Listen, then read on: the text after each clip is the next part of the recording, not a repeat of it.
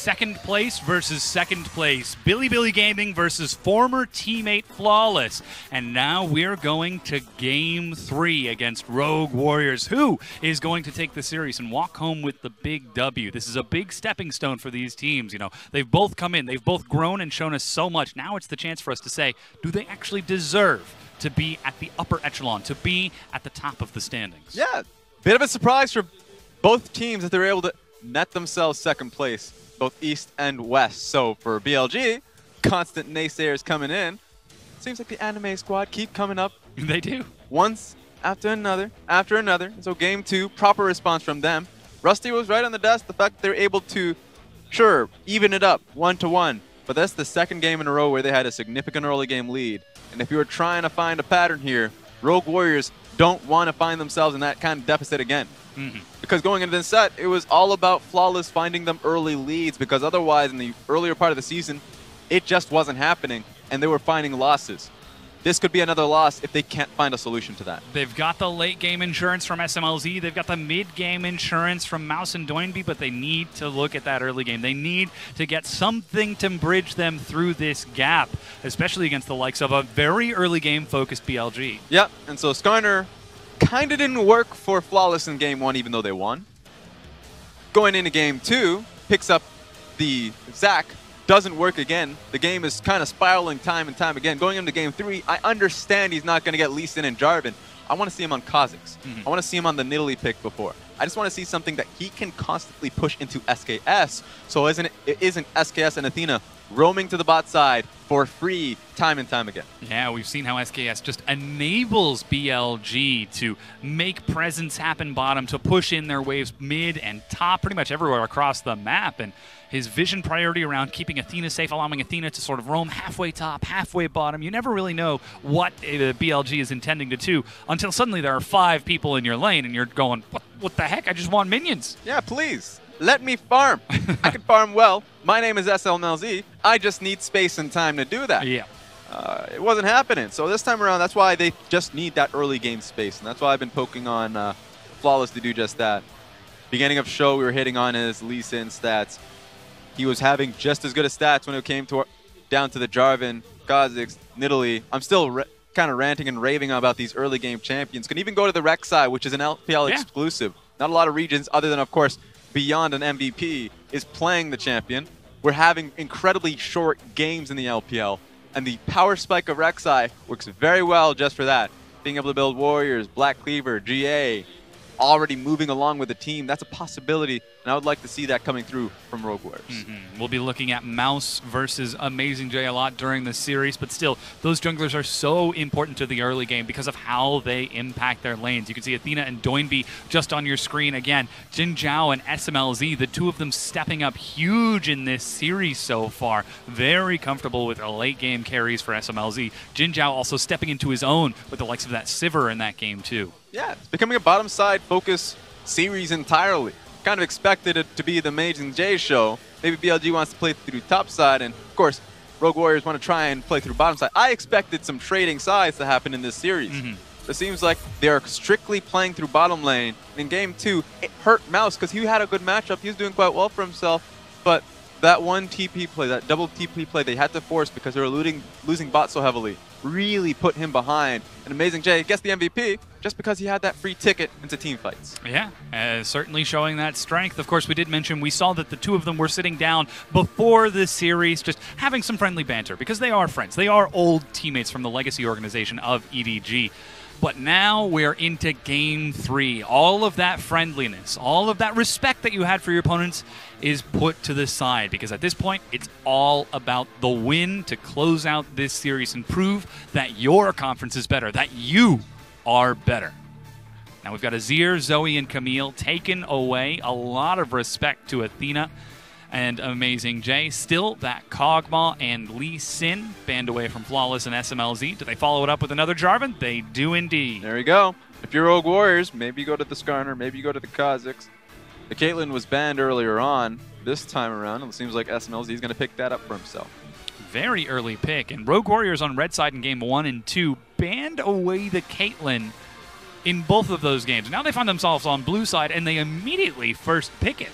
And a small kind of hurts my soul a little bit. Rogue Warriors, of course, red side in the last game. Losing that last game means that they are no longer undefeated on red side. The strength that they had so heavily going towards these counter picks bit them since they didn't have any pushing priority in the counter picks. So this time around, finding proper counter picks that have the priority of either trading in lane and pushing to back BLG off of them in the early game needs to be priority. Well, now we've got the likes of Gangplank and Skarner again for BLG. Once again, AmazingJ looking to take that top, and SKS returning to his crystal spires all over the map. But here's the change-up. Vladimir locked in for Mouse to attempt to answer the Gnar. Not quite doing it for him in game 2. Yeah. All the time, kind of present the idea that it could be a Vladimir mid lane as well, but really knowing that he's going up against the GP, it's a great matchup. And you don't want to find yourself in a position where Athena is able to pick up mid lane Orianna and you're just in a bad matchup. So right now, already, Rogue Warriors are giving Mouse a good matchup so he can bully once again while having a strong bottom lane duo, of course, of Braum and Caitlyn. Rogue Warriors prioritizing those side lanes. Mouse in the top, and then Smlz and Killua in the bottom for that early phase. They're going to let their jungle fall to the wayside here. And, of course, that mid lane for Doinb with BLG holding on to counterpick. Last champion now locked in for Jinjiao of this phase of the ban picks is going to be Sivir, returning towards that huge wave clear, that huge carry. If it worked last time, it seems like BLG recognized, hey, why not try it again? That's the biggest question. Looks like they want to find themselves having constant push in the bottom side of the map, which is why I think Rogue Warriors should try and pincer, try and take away some of the mage picks and support. Janna is one of them. I don't want Janna being picked up here. BLG immediately banned away, thank God. Because the last thing you want to have is Braum finding so much difficulty in any trades, and of course, Sivir finding a free ability to push waves.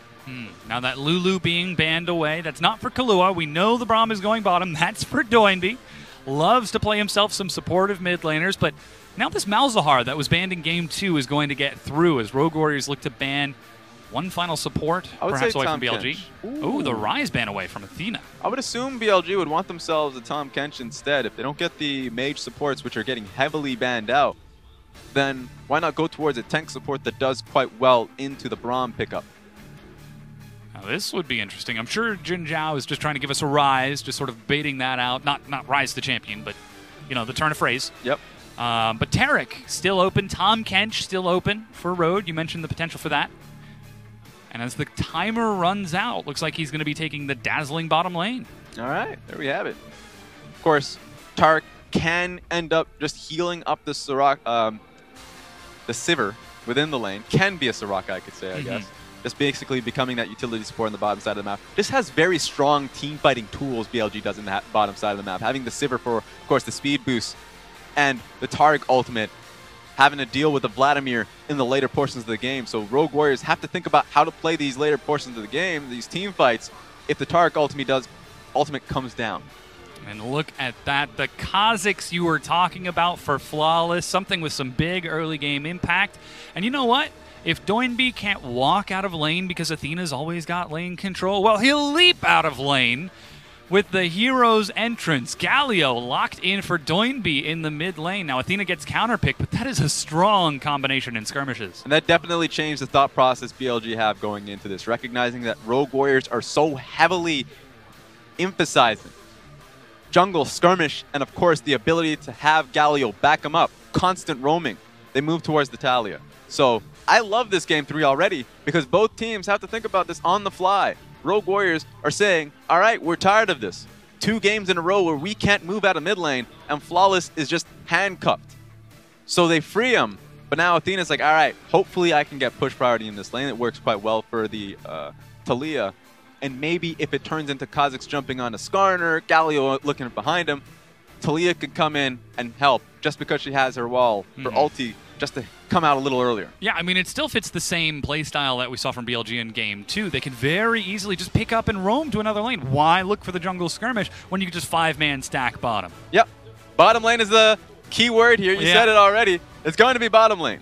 You have the Sivir to push, and you have the Taric to throw down the ultimate. So if we were worrying about the execution in the prior games, of course, doing quite well just because they had stopwatch. You don't even need stopwatch if you have Taric ulti. So level 6, bottom lane seems like the place to be. Are we going to be seeing some skirmishes perhaps before that level 6 mark, just because the ultimates are so important in making that happen? Yeah, I would say just if any skirmishes are going to happen, it's not towards the bottom side of the map. There should be just passively farming to get to that 6th point. There's no real need for Sivir and Taric to find anything unless if they find a playmaking stun, double stun. If that happens, then sure, go for it. Flash in, look for a kill. Yeah. But it's going to be on Rogue Warriors to utilize the Kha'Zix earlier on, get inside information onto Skarner, and then maybe look for a skirmish. That's the early game pre-6 skirmish point that I look towards here. It still seems like BLG are sticking to their guns, sticking to their strategy, allow Flawless to try to get themselves through the early game, use Doinb on that support mid laner to get them through the mid game, and then rely on Smlz to hard carry once it gets to the late game. But this time, Mouse taking that Vladimir is going to be right alongside Smlz putting out that damage. So BLG will have to try to preempt this as they get into their final game of the day.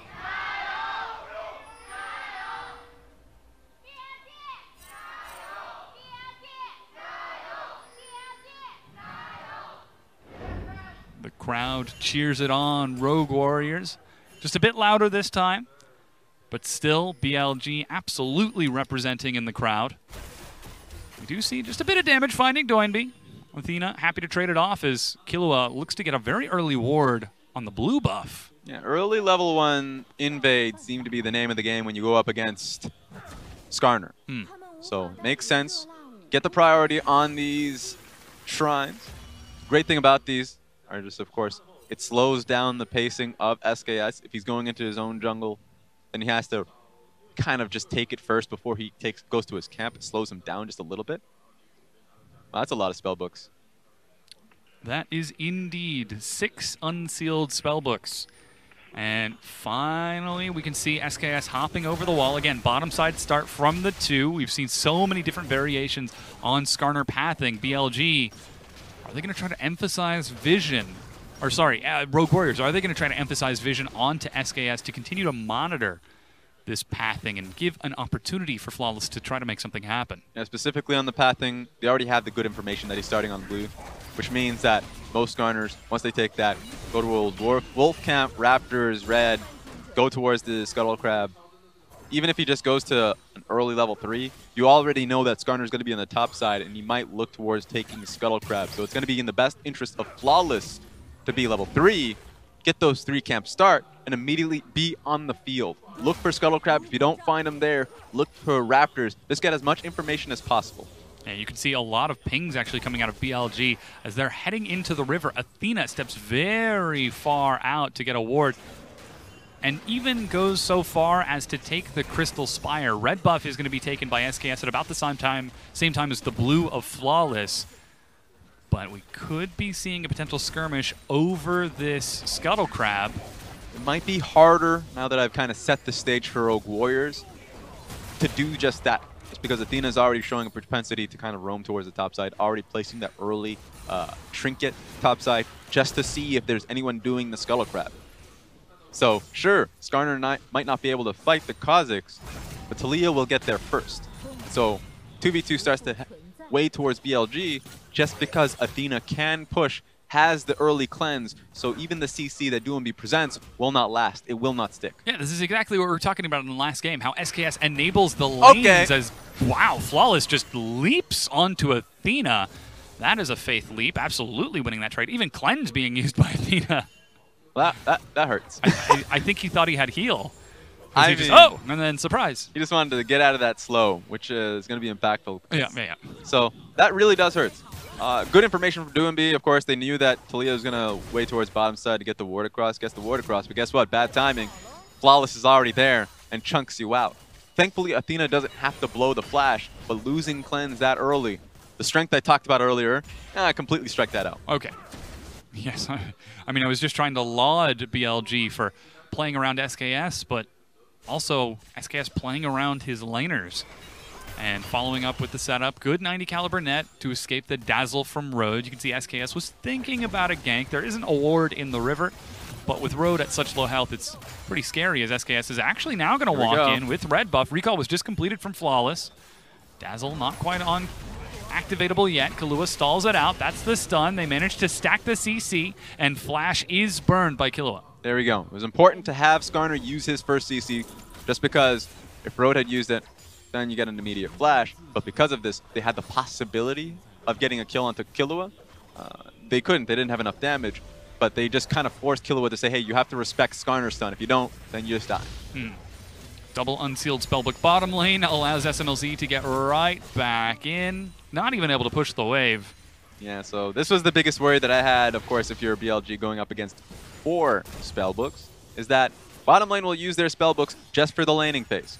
Their laning phase present, of course, having the TP constantly if they lose a trade, which was in that instance, to get TP on there so they don't lose the tower. Or if they're winning the trade, if they're ahead in tempo, then they can use their TP just to be able to net themselves the tower faster. So that's for laning phase presence. We already talked about the early game working so well for BLG. This time Rogue Warriors are saying, all right, we're going to match you, but with TP on just about everybody. Big, scary team fight could be an option for Rogue Warriors if they stack up. 4-man teleport into a lane.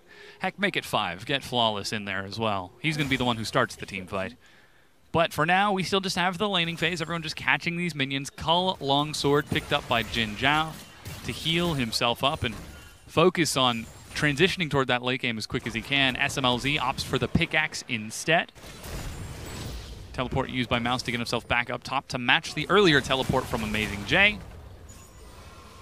So all in all, not too much excitement in this early game. Yep, so it's just down to BLG, how they're able to utilize their mid lane pressure, because we talked about how it's starting to slow down, and of course the pickaxe means there's just more damage in the side of Smlz and Killua. They should be able to have pressure in this lane just based off of that.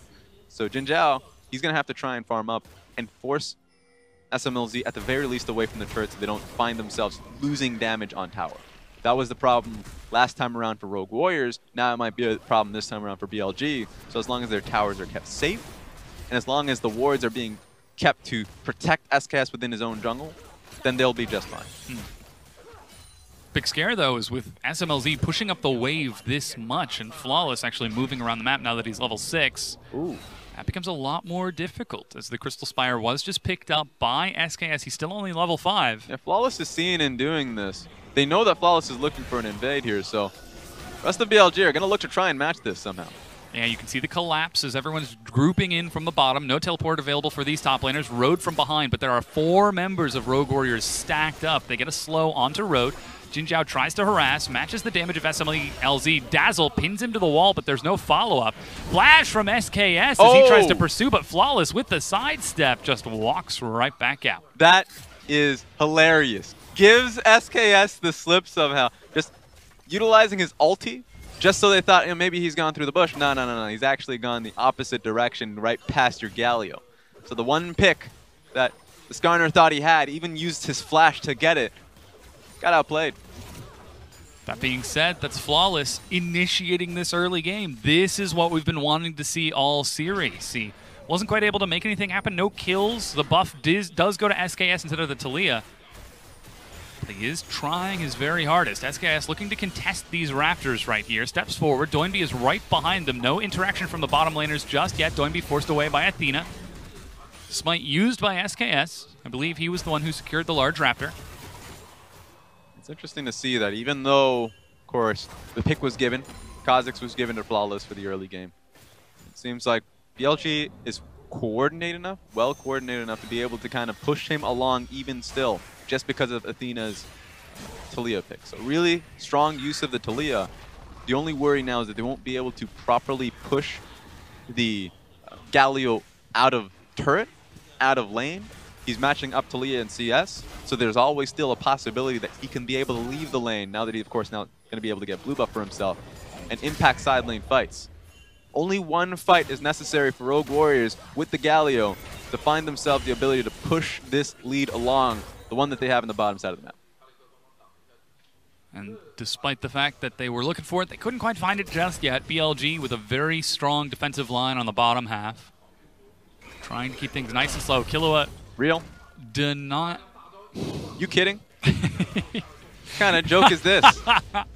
Walks up and ults. You can't stop this. Clear the way. Well, it turns out he can. All right. You can see from the tilt in Jinjiao's head, he's thinking, all right. All right. That's lane priority to a whole new level. Is that really necessary? Even the teleport from Smlz. I mean, anything you can do to try to get damage on the turret, right? The next wave is already crashing in. Yep. I mean, he's TP'd back into lane as well. Smlz has. So what this means is that BF sword, pickaxe that he had earlier on, and a dagger going up against a cull. So yeah, Sivir needed to base, ends up doing so. So they have Athena cover the lane because they didn't want to lose the tower HP. They will be sacrificing some damage on that mid-tier one. Luckily, it's only a Galio with Catalyst and Negatron Cloak, so not going to be able to do too much damage as the wave crashes in.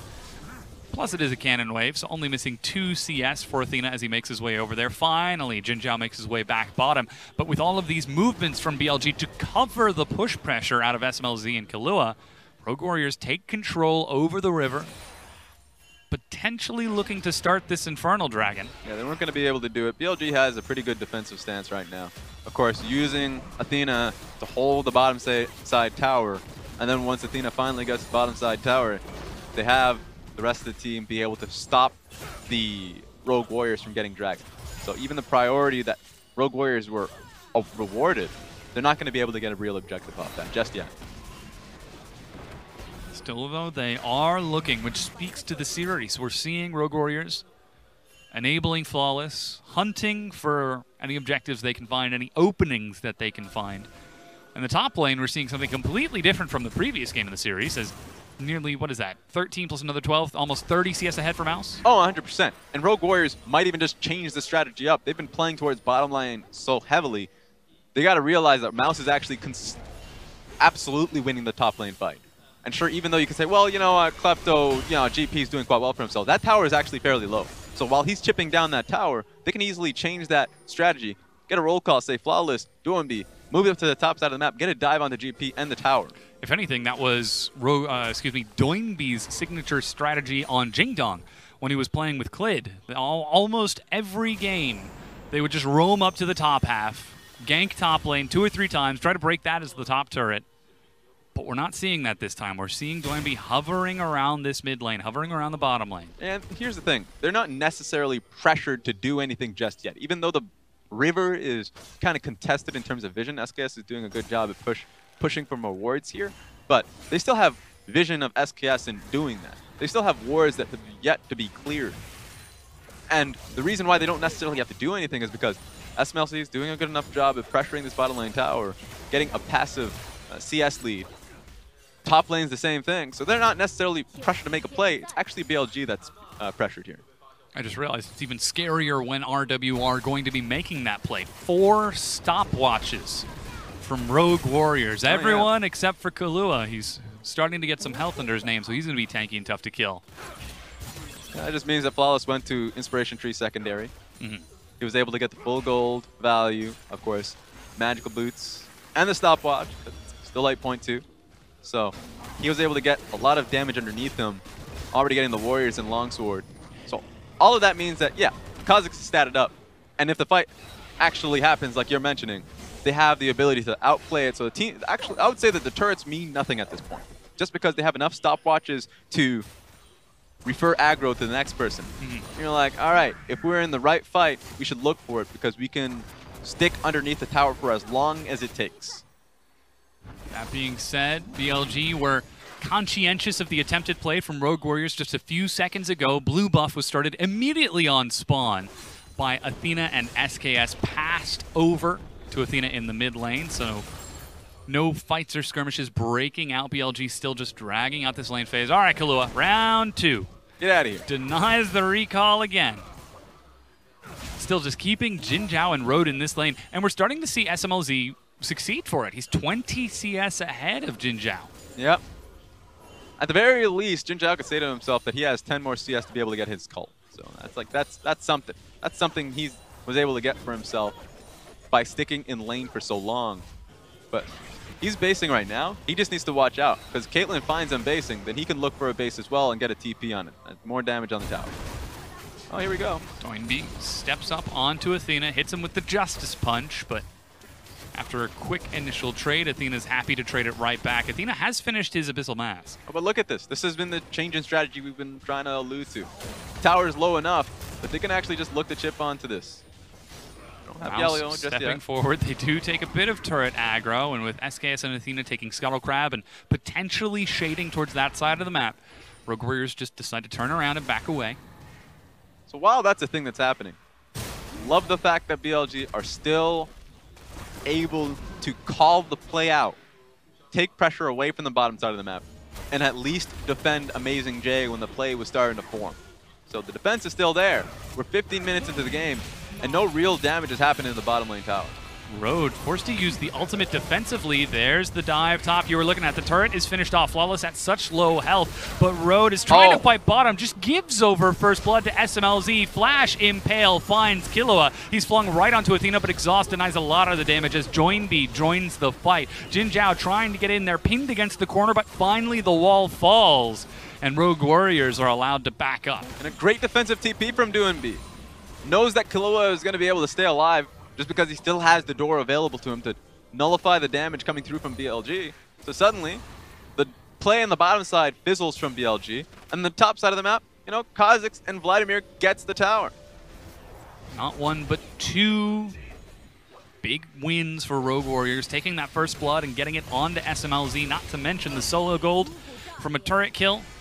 Split between Mouse and Flawless as Smlz is still feeling it. He thinks he can go for the trade here. Road doesn't have the Cosmic Insight. Dazzle misses. He flashes back, but Smlz follows up with the headshot. Static Shiv denies this. Peacemaker, not enough to kill him off as SKS joins the fight. There's a teleport coming in, but already Smlz is dead. Knock up onto SKS. Turned it into a 1-for-1 as Mouse continues to chase with Flawless, locking down yet another. They finally get it. 3 kills to 1. And the whole team comes through for him. That was an individual call from Smlz to be able to go for that fight. They had the Static Shiv to look for a fight, and they would be able to win. I mean, the Static Shiv to what Jinjiao had means they have the skirmish potential, but the gank comes through from BLG to try and answer to that. Good job for Mouse and Doinb to come through and help him out in their time of need. This is Rogue Warriors playing that strategy. Raz, I feel like we already laid out the blueprint for this. They can play through the top side to break open the map. They can stack 5-man bottom to try to break open Jinjiao and Road. And off of those advantages, they've taken not 1, but 2 turrets. They've got first blood. They've got first break. They've even got this Infernal Dragon. Yeah, it's been frustrating for BLG since the, I would say, start of the game when Taliyah and Skarner hasn't been getting really anything down for themselves. Because look at this fight. So at this point, the TP back from Smlz, has Static Shiv. Now he's a little bit tilted because he couldn't get this kill even with the Q to catch him out. The shield comes through. But thankfully, TP comes through. Kha'Zix, Galio ulti, even though Caitlyn dies for it, they're still able to get a positive trade off. Yeah, huge flash trading, not to mention the follow-up dive onto Jinjiao to lock down that kill. As so many summoner spells were used by BLG to try to equalize, and they only get 1 single kill on the board for themselves. Now, Killua and Smlz have swapped themselves back up towards the mid lane. Still seems like they're content to fight over every blue buff that will ever spawn for BLG. Athena will never be allowed to get that, as Dazzle is again sidestepped by the likes of this bottom lane. Athena with a late recall is going to be really far away from taking this one. Yeah. I mean, at least he's finally able to get it for himself. That's mostly due to the change in priority that these teams are starting to have. Now moving towards towers rather than the blue buff itself. Had they committed more members towards the blue, then they would have gotten it. But especially with the siege comp you have for yourself with the Caitlyn, you should just essentially always be sticking to lanes. Now with the Essence Reaver finished, Jinjiao's going to have a much easier time clearing these waves. And with a 1-3-1 set up by Rogue Warriors, they're quickly going to top it back around. Athena bottom, AmazingJ top. Meanwhile, Doinb is headed back towards the mid lane as Smlz, trying to soak as much CS as possible, heads bottom. Right on that blue buff timing. This time, no one taking the Rift Herald in this game 3. Yeah, not a lot of priorities come through top lane. There was just that one window when Flawless was trying to give Mouse a helping hand towards the tower. But for them, they're looking towards helping out Smlz because the composition really relies around that siege kind of that siege composition for themselves. And since he has the static shiv over Jinjiao, and that allows him to move from lane to lane as fast as possible. So clearing out bottom side, he's already moving towards mid lane. Jinjiao can probably stay towards mid, but it's just going to be difficult for the whole of BLG to have a numbers advantage, the ability to protect against the siege that Rogue Warriors have. That Caitlyn able to fire shots across, set up traps and limit opportunities of entry for BLG. Is Sivir walking weird? Am I the only one that sees that she's taking super tiny steps? All right, there are a few champions that have that animation bug. Okay. All right. I just wanted to make sure, because it looks like Jinjiao is just like a tiny grandma just shuffling around, but still clearing wave after wave. Look at that. The wave crashes in. Road steps very far forward, forced to use the Cosmic Insight to escape. Yeah, he needs to respect the traps coming out of Smlz. The moment he walked through that small corridor, it got trapped out, so you had to take a longer way around. So he's like, all right, this is awkward. I made the wrong decision. So, especially since he's not that tanky just yet. Yeah. Now that the ultimate, that Cosmic Radiance, is on cooldown, this siege becomes a lot more viable. Athena stepping forward to try to clearing out the wave, but Flawless is already on the side for a potential flank. With the trap set up, SKS can only engage by flash ulting. Rogue Warriors chip away a lot of that turret's health, ready for round 2. I don't like what Rogue Warriors are doing here. They're pulling all members towards this lane when they can actually continuously push wave of Vladimir top lane. They have safety with Galio here. He can use ulti if they ever feel the need to disengage. There's not a lot of ability from BLG to force a fight instantly. So put Mouse in a side lane. They're doing it now, thankfully. In fact, they have Doinb in the bottom lane too. So instead of allowing BLG to all form mid to hold the mid lane tower, now they're going to be split up. That's where you get the really scary AoE from those barrels of AmazingJ, from the AoE of Athena as SKS. I'm not quite sure he wants that skirmish with Mouse. 3 full items. Zanya's second is Jinjiao. With an early spell shield, finds himself getting bullied around. Even Doinb's grouping back up. They split the side lanes, push the wave, and now they're back. Yeah, it's going to be easier for them now, charging up the taunt and not having GP to help them. Right now, BLG should back away. Doinb soaks the hits, but the turret is finished off. Flawless leaps in to get the slow. Hemoplague onto SKS. Plus, he's still burning down. Survives the ace in the hole as Rogue Warriors take the turret, aggress forward, and back off. Now looking for a fight. A little bit too ham. Losing 2 flashes because of it, but they finally get the mid lane turret. So thankfully, within the comms, they recognize, we just need to split each other out. Vladimir top. Ooh, bot. Okay, wait a minute. That didn't work as expected. The heal, the auto, Smlz. Is he going for another? No, he decides not to. Styles on Jinjiao with the solo kill. It's a hard life. It's a hard life for the Sivir. What are you going to do? Jinjiao not spell shielding as he walks onto the trap, then spell shielding after. Ooh. Infinity Edge static shiv for Smlz. Just does so much. I wonder what he's going to go back to buy off of that. Smlz is catching a lot of mistakes just based off the mechanics alone. I already hit on earlier, of course, the trap that he placed towards Road, which meant that Road had to use ulti, and they didn't have for it for this fight. But take a look at this. Yeah, you talked about it. Sits on a trap, uses his E. What are you doing? Flash heals, does everything he can, but Smlz just says, this time I am better. Actually brain farted. He absolutely did. I mean, hey, we all make mistakes, right? It's game 3. These people have already been playing for 2 hours on the stage, and they're still playing up to such a high level, but this is why we have to laud Smlz, because not only does he play at this high level, he plays late game champions. He has a propensity to drag these series out. Is that why he's so good? He's just so, he has more endurance to not make mistakes? Yeah, I suppose, but if there's a line of traps in front of you, you probably shouldn't be that exhausted to not see the line and traps in front of you. Spell shield as you walk into it. That's a little sad. It certainly is. But hey, this means that a lot more of the map is opening up for Rogue Warriors. They're now taking this second dragon. They've got vision on the bottom side. Still looking at a potential 1-3-1 once the teleports come back up for Mouse and Doinb.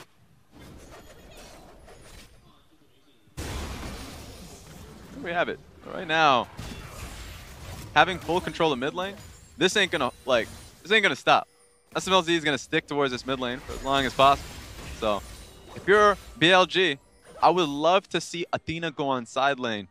He already has the Morella Nomicon, so maybe he can kite back and push out Mouse. They just need to force that, just because otherwise they're not gonna have any control of their side lanes. first side lane, and then have Athena roll in with his ulti towards mid lane. That would be a good start to a fight. Now red buff passed over to Jinjiao. Still they're holding on to it. Athena level 14, only 2 levels away from that level 3 Weaver's Wall. Not quite there just yet, as Jinjiao just clearing wave after wave. Happy to do Sivir things. Just clear out minions after minions. He's a full item down behind Smlz, however. Yeah, but you talked about the fact that he's able to clear it out now. So the fact that he does finally have the static shift for himself means that the stalling capabilities are actually there for BLG. They have their ulti for AmazingJ. Cannon Barrage can stall out a time, kind of an emergency use if they don't want to use it for a team fight. They're finding one of the towers under siege. You can have Sivir just be a bit of a janitor between bottom lane or any side lane she's being called to. So that's the strategy BLG should look towards until she gets her Infinity Edge. Until that happens, they don't have many openings to look for a fight. And this is the style of that BLG we're so known for in the past. Oh, yeah. Playing for the late game, just farming minions. We're going to look for the late game Hail Mary. We're down. We're not out.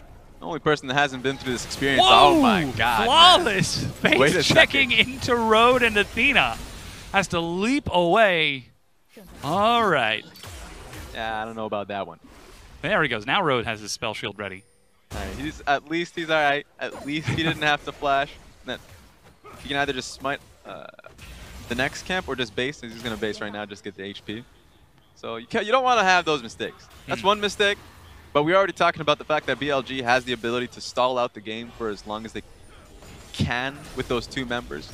Barrels from AmazingJ and Athena, of course, having static shift. You don't want that to go any longer. Thankfully, 26 minutes in, they can actually lean towards Baron a little bit more. But those mistakes is what costed, I would say, BLG game 1. Game 3, don't be in that same position. All about the flawless play as, SKS dodges the vision just a bit, but still, that trap line is there. He's got the Predator, nearly has that flashback up. No Righteous Glory just yet as Mouse steps in and takes a few turret shots. Rogue Warriors perhaps itching for a fight. Thankfully for AmazingJ, he's able to get a few minions underneath himself. 272 CS. It's pretty tanky for himself with the Yomu's Ghostblade. And all of this was just because BLG did a great job holding mid. If they could hold another tower, that's worthwhile. Well, they're certainly going to have to try here as the wave crashes in, and there goes the wave clear, Athena and Jinjiao. They have to base. Look at where the next minion wave is. That's at their inner turret. That's going to take a long time. If they try to hold on, which they're going to apparently, GP can actually hold with the team. So not only was he able to take the bottom lane tower, he's able to come and join the team as a 5-man to hold Rogue Warriors off on the next wave. Take a look at this. Rogue Warriors shadowing towards that bottom side of the jungle. Thinking of perhaps collapsing on the tier 2 of Mouse as he's pushing that wave all the way in. Well, I say wave. I realize now on my minimap that it is 3 minions. So perhaps they're not going to do that. They're going to do what you said and turn around and back away. That being said, I wonder if Rogue Warriors also see the top lane wave slow pushing up there with another wave immediately behind it. BLG need to look to try and thin that out immediately. I don't know how they're going to do it. Maybe put up GP out. He's already on the bottom side of the map. Rogue Warriors are already looking to inch towards it. That is a big wave if they actually can utilize it, and that should actually net the tower itself. Thankfully, Taliyah is actually getting there. Oh! Instead, they turn towards the Baron. Athena still has his Weaver's Wall and the Cleanse.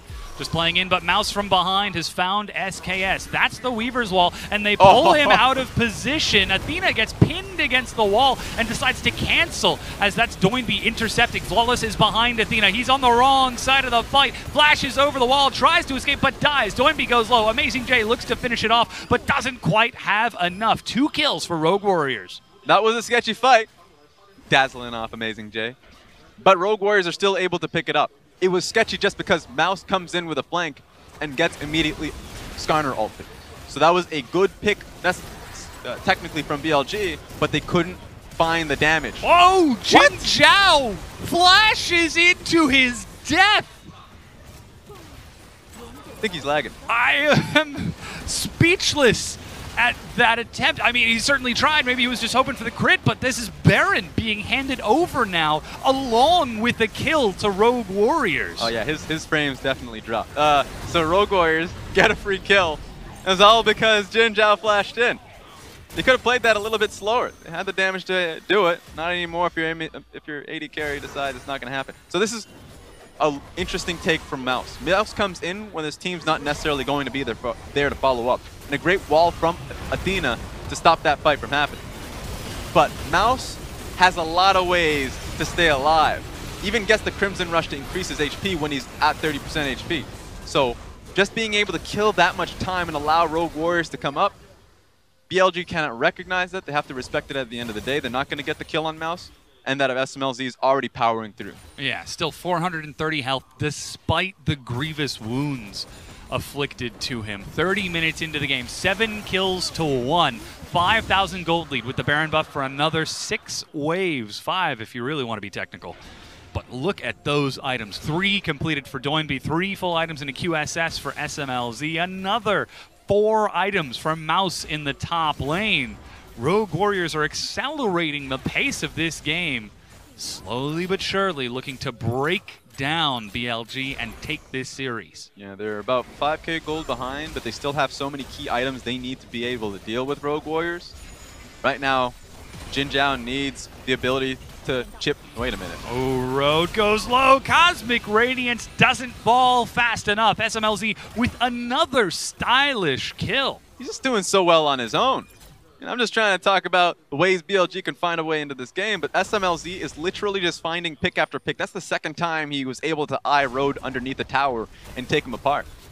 Athena's trying to defend top, but Doinb body blocking for the minion wave keeps it alive. Mouse is still working on bottom, so 2 inner turrets fall at about the same time as Jinjiao, with a good spell shield that time, is able to keep his mid laner safe. But you've got to wonder about Jinjiao's mentality after not 1 but 2 massive mistakes in this game. That's going to be a good pull onto Killua, but he's the support. Here's the hero's entrance as BLG just turn around and back off. And that was just a good look for SKS to get Braum. The problem is, Rogue Warriors, not only are they ahead, but that's an incredibly defensive composition with the Galio. Galio is going to be able to help him out. Going full tank too. You're not going to be able to kill him once he drops. So Rogue Warriors can waste a lot of time, make a few mistakes, and get themselves out of it. 32 minutes in, 8,000 gold. All of the outers have been broken. And still BLG struggling to get themselves into this game. The completed Mercurial Scimitar Randuins on top of the Righteous Glory Abyssal Mask for Doinb, plus a Gargoyle Stone Plate. Hey, fits with the theme of the champion. Guardian Angel now finished off for Flawless, so he can be a bit more reckless with his dives. Even the Rabadon's Death Cap for Mouse. I mean, certainly BLG have the scaling if they can last long enough, but it is going to be so difficult with Smlz so critical on how he's preying on these mistakes. Yeah, exactly. One of the biggest things I wanted to see in terms of itemizing, Jinjiao purchased with the Grievous Wounds that he's able to now apply to Mouse if he's ever able to go for those skirmishes again. But he still needs to find the armor penetration. And then, of course, still needs to find a little bit more lifesteal, just a little bit more damage for his team. So he's looking at full items. Well, right now, Rogue Warriors already have the items necessary to win the game. They just need to look for these fights. Now the Baron has fallen off, but we're still seeing a 2-3 split. This Flawless is sitting just in between. Smlz refreshing trap after trap. Doinb so tanky that he can body block for the minions, but the dive happens bottom. They've killed 2 already and are chasing down. Cosmic Radiance stalls it as best it can, but Road goes low and Road goes down. Mouse chases onto Athena and AmazingJ, but it's 2 versus 5, Raz.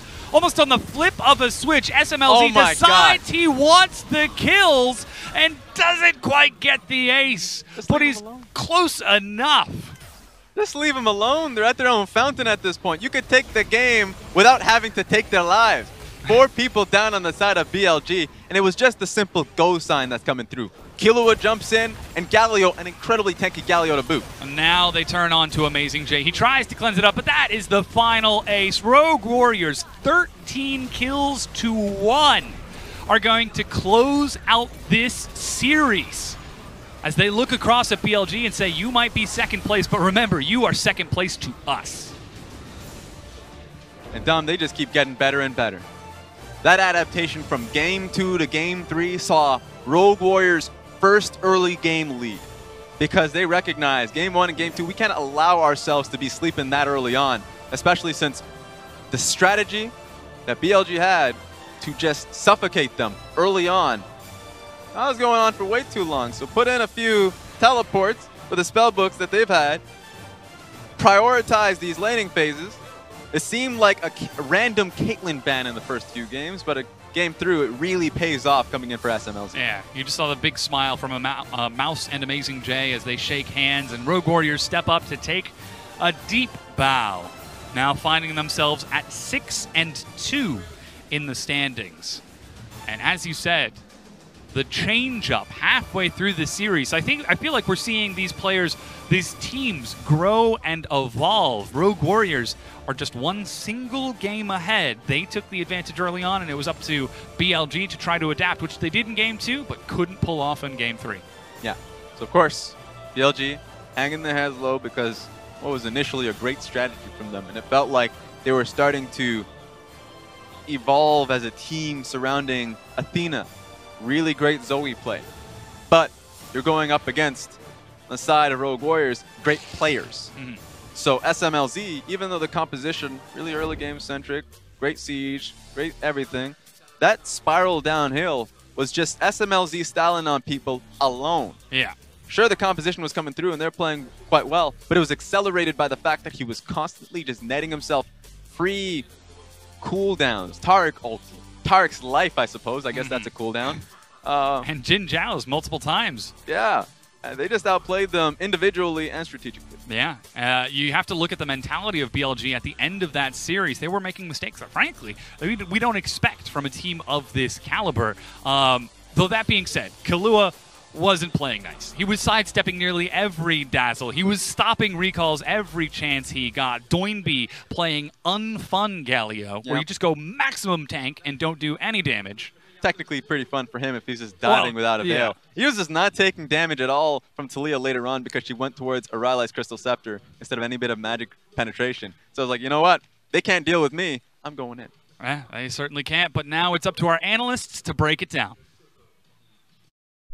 Thank you, gentlemen. And game number 3 was quite similar from Rogue Warriors in terms of they focus around SMLZ. This time, they changed the way they did just that. Yeah, the draft completely shifted between games 2 and 3. Even if we take the first one as well, for Rogue Warriors specifically, they completely changed up how they were going to play it. And amazingly, of course, they got rid of the Karma and Jinx as a duo. They made sure that wasn't going to be down there in the first place. The priority was still SMLZ carrying, as you mentioned.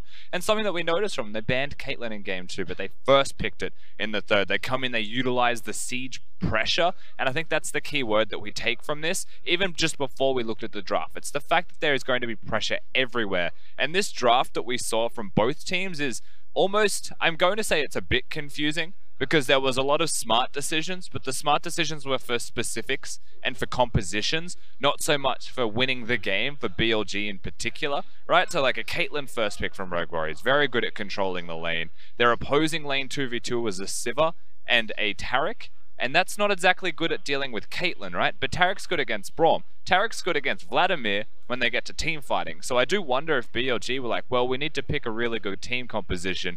We're going to late game anyway. That's where they want to go. Let's just have a better comp. And then completely forewent the fact that they need to have a laning phase and they need to exist somewhere because they just lost every lane. Well, they had the Skarner as well as the Gangplank again, which they used in game number 2 with the Sivir to push people in to try and get those tower dives going. This time they had the Taliyah as well. Taliyah made a couple of trips down into the bottom lane, but was not able to turn the outcome of the game because Galio was there. Exactly, they were able to get Vladimir down there as well, and every single time Rogue Warriors were able to out-teamfight BLG, which is what they're meant to be good at. And we mentioned BLG's composition and the negatives about it. Perhaps there is a positive on the side of Rogue Warriors that we should be highlighting, and I do think Galio is the big one that you have to look at the most, right? It's not a Karma, but Doinb wants to impact side lanes. The best champion to do that when you have a Vladimir top lane, when you don't have a tank in the composition, is always going to be the Galio. You make tanks out of people with your ultimate, and you are one that deals damage yourself, and he built full tank, fully acknowledging, of course, that that is the role that Doinb was going to be playing in this game, and executes on it immaculately, just by staying alive, equalizing the laning phase, and then going and contributing to the rest of the game, ensuring that there was no kind of dive available for the Caitlyn as she continued to pressure. And we've seen Doinb do this before, not just on champions like Galio or Karma, or even on his Lulu, which he's brought out a couple times. But he's picked up Ryze before, gone full tank builds. He's got a lot of flack from the community about it as well, but he wins games with it, and he's really set back into the supporting role, trying to protect SMLZ. We take a look at Bilibili Gaming, where they're meant to be known for these late game team fights, building up from the mid game team fights and drafts around team compositions itself. But even the team fights they had in this game, like the one we saw around Red Buff before they moved towards Baron Buff, they weren't able to execute it properly to pick up the victories in those team fights. Yeah, and that's the one big fight of the game that you will see between these teams until the game was all but over. And of course, Mouse is the person who was trying to go in, trying to get a flank. They were looking at baiting around the Baron, and this was the first real proactive and major move that Rogue Warriors took in this third game to try and accelerate the game any further. But ultimately, they were far enough ahead at that point to be able to play recklessly with the fight. For Mouse to get Skarner ultimate and still have a stopwatch, still have the ultimate, be tanky enough with the Galio ult specifically as well, and survive the team fight, come out ahead and better for it. And no matter how well BLG played, and AmazingJ did actually play the fight well, they did get the Skarner ultimate off onto the correct person. None of it meant enough. Yeah, it did not. And SMLZ is able to pick up an MVP performance on his Caitlyn in game number 3. He's the man that the team works around time and time again. We harp on this every single time, but there's a reason why. He's really good in the bottom lane. Yeah, both victories from Rogue Warriors saw SMLZ getting your man of the match. He did over 40% of the damage every single time, and he's involved in pretty much all of the kills. And Rogue Warriors revolves around SMLZ, not just him doing the damage, but enabling him to do that as a full compositional decision. He's not just hard carrying, they're making him hard carry. They're setting him up to hard carry, and his job's actually a little bit easier. Yeah, it certainly is when they do set up around him and make sure he's the focus of the team. However, I'm really curious to see if other teams in the LPL are going to be able to tear him apart, tear Rogue Warriors apart, I should say, because if they're going to keep going back to this composition, this one strategy, eventually there's going to be a way to pick on SMLZ and shut him down. We saw it in the second game, right? If they continue to draft inconsistently or very focused in how they're drafting, then there are ways to beat them around. The third game, however, by going for a Caitlyn, going for lane dominance and establishing themselves and slowly winning the game, changing the strategy and showing another page in their strategy book, I honestly think does do wonders for Rogue Warriors and says that it's a lot harder to take this team down than you would otherwise think. Well, hopefully they have a lot more of those similar strategies, because it is a lot of fun to watch Rogue Warriors whenever they try to protect SMLZ. With that, they proceed to 6-2 in their conference. We're going to go into a break. We'll be back with the second set of the night. Don't go anywhere.